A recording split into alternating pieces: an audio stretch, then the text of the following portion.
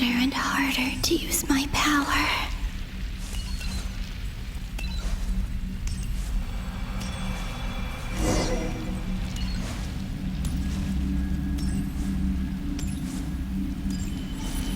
I'm no match for the Abyss in this state. I need to avoid the contaminated fragments.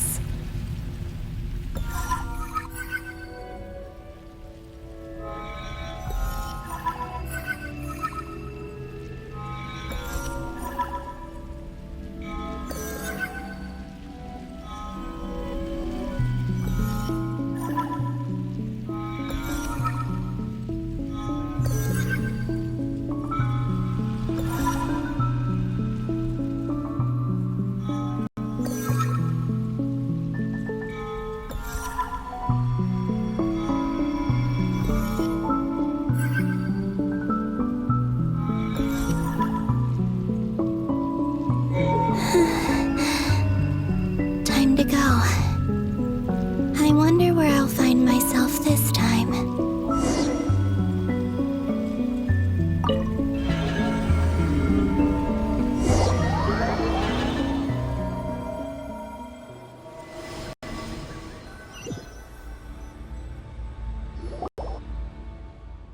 The Final Night Cemetery. This is where Flint's is based.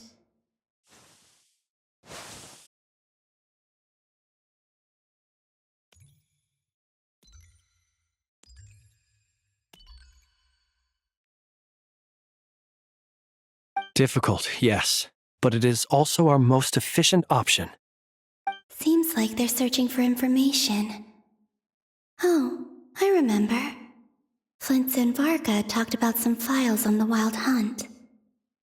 Was this my doing too? To expose the true intentions of this Rereer, we need to dive into Notcry's history.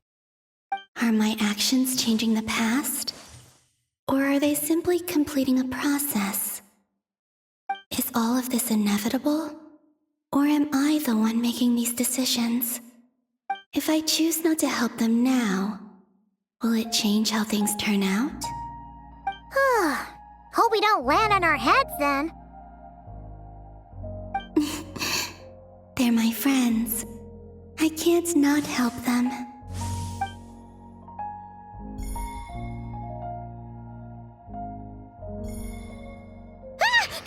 Ghost! And the other one was... here. Hey! Another file's moving!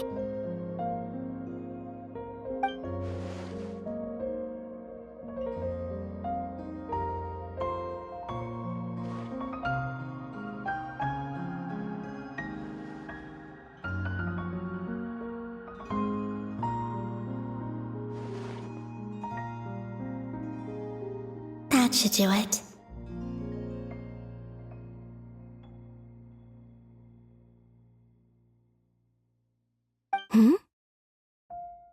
Luanatar? You can sense my presence? Wait!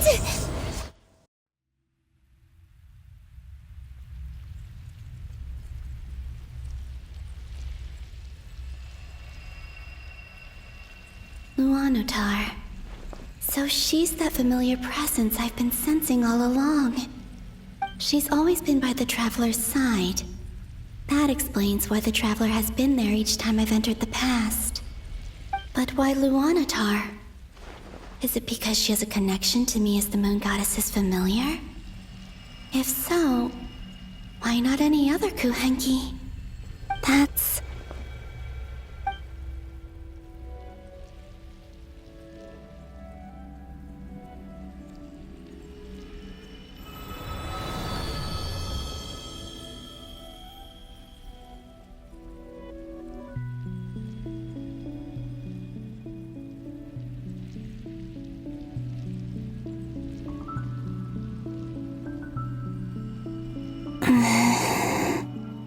I cannot sense any power up ahead. Just a void, stretching out into infinity. This is likely my final chance to enter the past. It's now or never. I have to find a way back.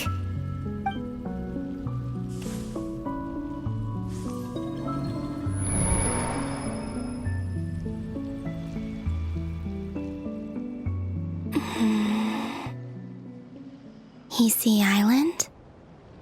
How far back in time is this? Where's Luanatar? I can't sense her presence this time. Seeing Anafa and Aino reunited like that sure was heartwarming. Traveler, Paimon! No, stay calm. I don't have much power left to change things. I don't even have that much time left here. Think, Columbina. How do I find a way back? A way back... to where? Do I go back to Moon Prayer Night? Or to the future that followed? And if I return in my current state, what will become of me then? Dotori's actions that day proved that he'd been planning that for a long time. He had already seized the power of 2 moon marrows before capturing me. Even if I managed to get back, how can I fight against him when he wields the Tri-Lune Authority? I can't. If I go back like this, I'll be playing right into his hands. I have to find some way of rivaling the power he has usurped. Wait. Time flowing backwards. The Tri-Lune Authority. Does that mean... I think I know what the final destination of this lunar reflection might be. I know what I must do.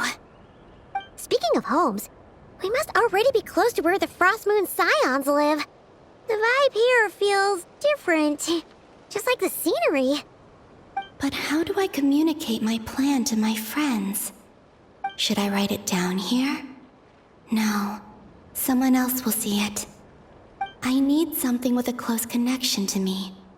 Something I can use as a medium to tell them what's happened to me in here.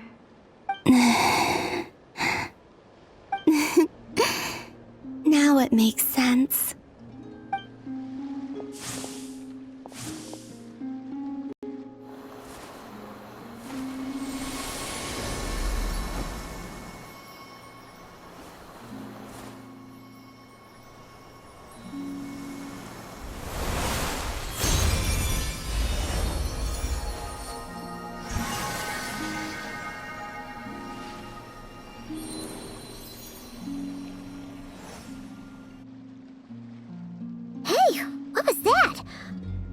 Some sort of breeze blew by, and then the petals suddenly turned into...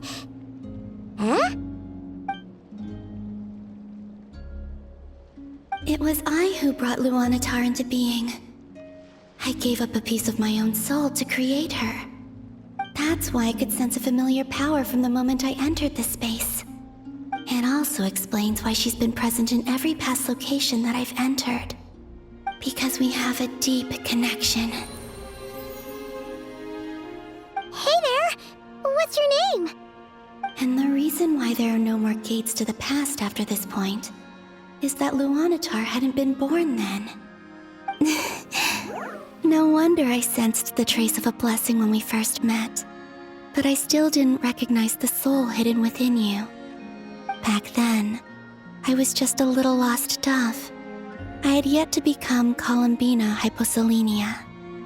Go on now. We've got stuff to do. Best you find someone else to hang out with. Hey, you scared it off. I'll be counting on you. Remember to stay by the traveler's side, guide her, and help her in my stead. Oh, and bring her to the garden where the moon prayer blossoms grow. There's a little lost dove there who will need her help.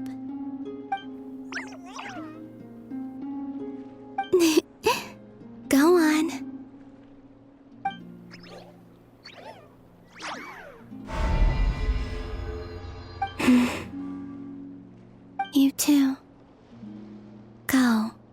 live your story. As for mine must go in a different direction.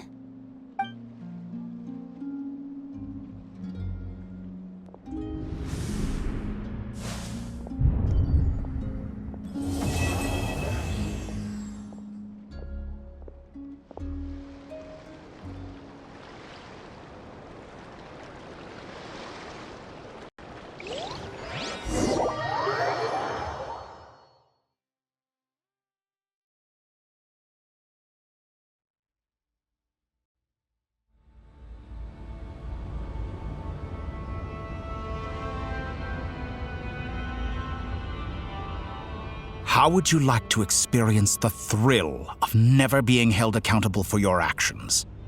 You could crush people like ants without consequence, or tear off their heads or limbs as you please. Believe me, such a life is but one small step away. What point is he trying to make? Freedom? But the freedom to kill? To do evil and get away with it? Why would you offer me that? The creation of a world is the ultimate scientific experiment. I have taken my research to the highest level, where I shall be not just a god, but also a servant to many sacred spirits. I shall heed the truth and perform holy deeds. A god's laboratory is the perfect playground, but it needs the right occupant to explore its full potential. Mortals are found everywhere one looks. Not so with Descenders. I'd prefer my first guest to be a distinguished individual such as yourself. And I know you could make the most of the opportunities it offers. So the condition for entering the new world is to take innocent lives. The same dilemma that Rerir once faced. Could I really bring myself to kill others for my own benefit? Rerir did. And look where it got him. Have you made up your mind? I can't do it. Your playground is no place for me. You're putting your hopes in the wrong person. But we both know I'm not quite the hero you say I am either. I have my own reasons for the journey I'm on.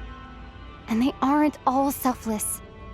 You've grown a lot since we last met, but there are still things you are unwilling to compromise on. This will only hinder you. Why don't I lower my requirements a little as a gesture of goodwill? I'll give you a little time to learn to be a less noble soul. That'll make things much easier for you. I really doubt I could live that sort of life. And yet you already sound less defiant than a moment ago. The benefits appeal to you because you can read the signs of the times. Why don't we return to my research facility? Your last visit was so rushed. There is much that I have yet to show you.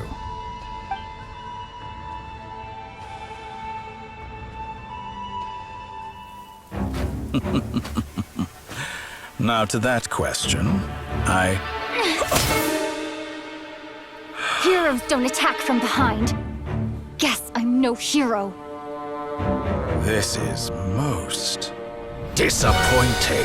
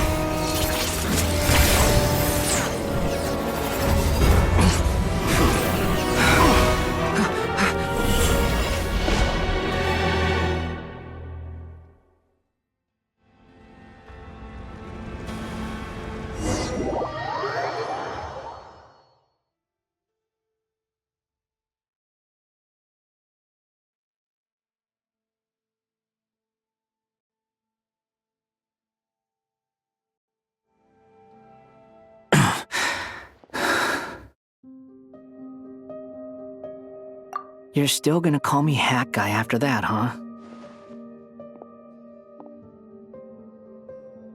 I didn't see anyone else in there who needed saving.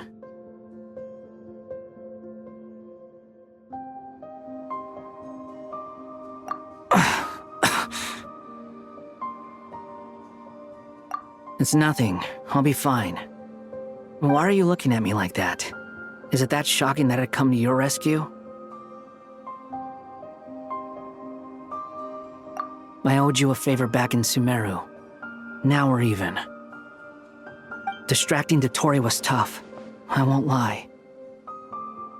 He's not gonna fall for the same trick twice. That was my one shot. I'd hoped to use it to take him out. Ugh.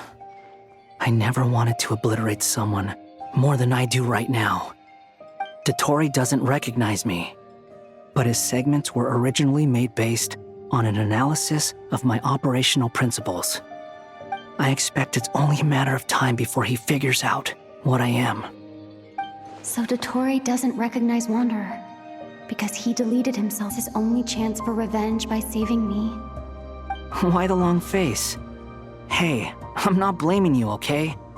And I'm not complaining either. Rescuing you and killing Dotori are equally important goals. Everyone would be pretty stuck without you. It's best you live to fight another day. How are you holding up? Are you all right? Hat Guy said to put safety first, so we agreed to run as far away as we could after leaving the energy field and only meet up once it was safe. You don't look injured. It seems that Dotori didn't do anything to you. All right. Rescue operation complete. Let's head back. There's a lot more work to be done before this is over.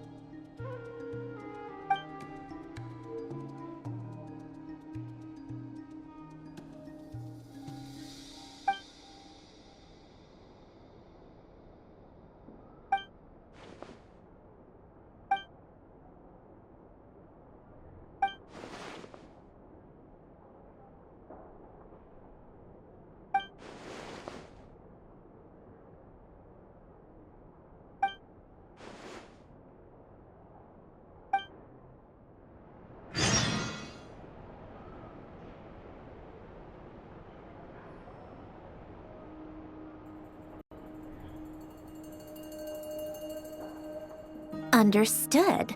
I will bear the Tsaritsa's decree in mind. I don't see what's so awesome about it, though. Does he really think everyone else is as immature as him? I'm not stooping to Tartaglia's level. I thought you might say that. How's your progress? Quite promising, actually. That alchemist Albedo gave me a few ideas. Remember how I asked you to look up some files for me? That stuff on the Nazi-Kreuz Institute. René de Petrichor and Jakob Ingold. Alain Guillotin despised René's theories and methods, but he never managed to come up with better alternatives either. So I adopted some of René's ideas. I thought Alain was like a father to you. He and René were mortal enemies, were they not? And what would you say if Lenny and his friends one day learned something useful from someone you utterly detested? I would applaud them for it. That would mean that they have surpassed me. For all we know, Alain Guillotin might have thought the same thing. Not that it matters, though. He's dead, and I'm alive. So it's my call to make. Once you die, it doesn't matter how great you were in life. Only the living get to decide what happens next. Hey, come on out. They're back. Huh?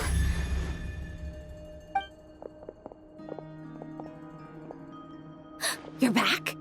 And your head's still screwed on? And you still have all your limbs?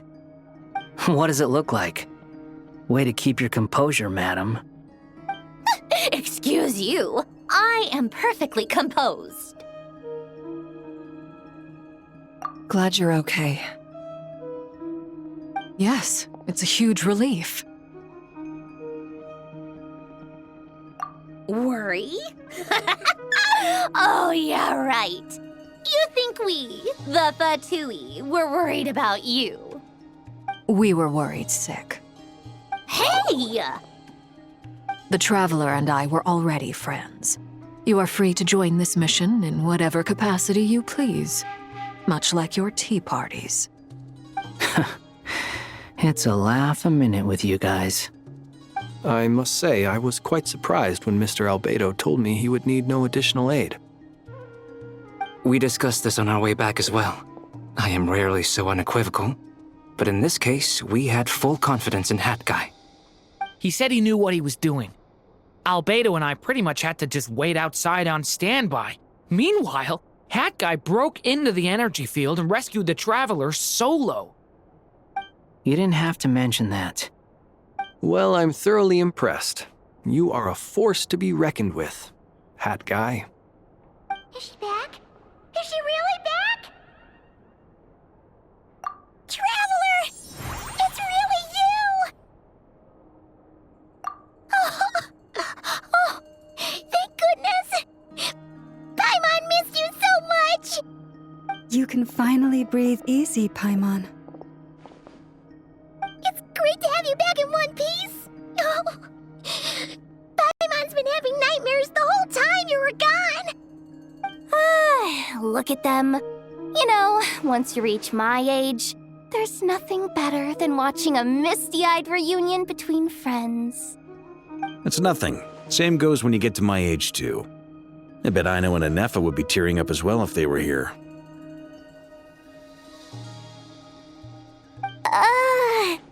Varka, I'm not sure Anefa can cry.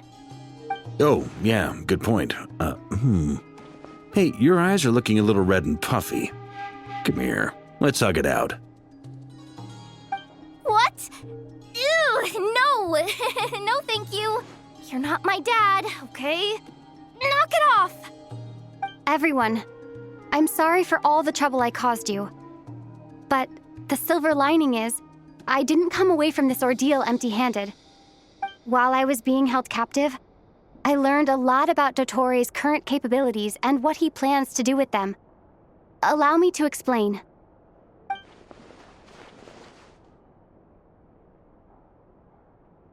The three moon goddesses were even more powerful than we imagined. No wonder Dottore believes himself to be equal to the gods, maybe even superior. Utter blasphemy. While everyone was gone, Nefer and I made an interesting discovery. And I believe Miss Sandrone has something to share too. Ma'am, perhaps you could do the honors?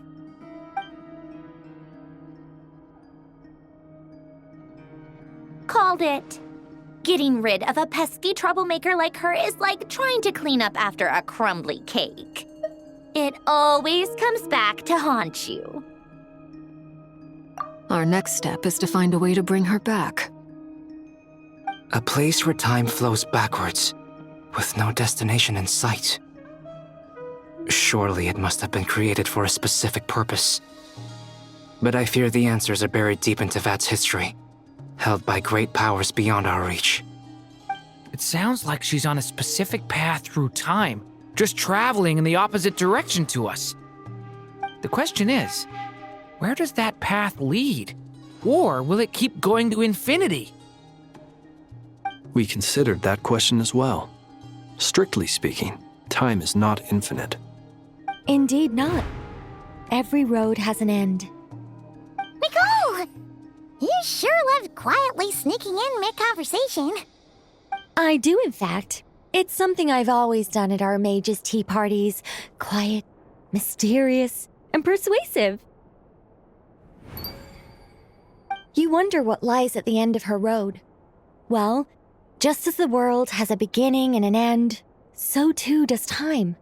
And so, the end of the road is the moment that Tevat was born. But where Miss Columbina will end up along this road, that depends on where this particular river of reverse time began. What about the original moons and the moon goddesses? Do they have a beginning too? All things do. In the beginning, no moons adorned the sky. It was the Dragon King Nibelung who raised the 3 moons into the heavens, and thus were the moon goddesses born. They were shadows of the planet, born to wield Nibelung's authority and oversee the world on his behalf. They were extensions of his will, manifestations of his majesty. But then one day, they disappeared just as suddenly as they had once been brought into being. Nobody knew where they had gone.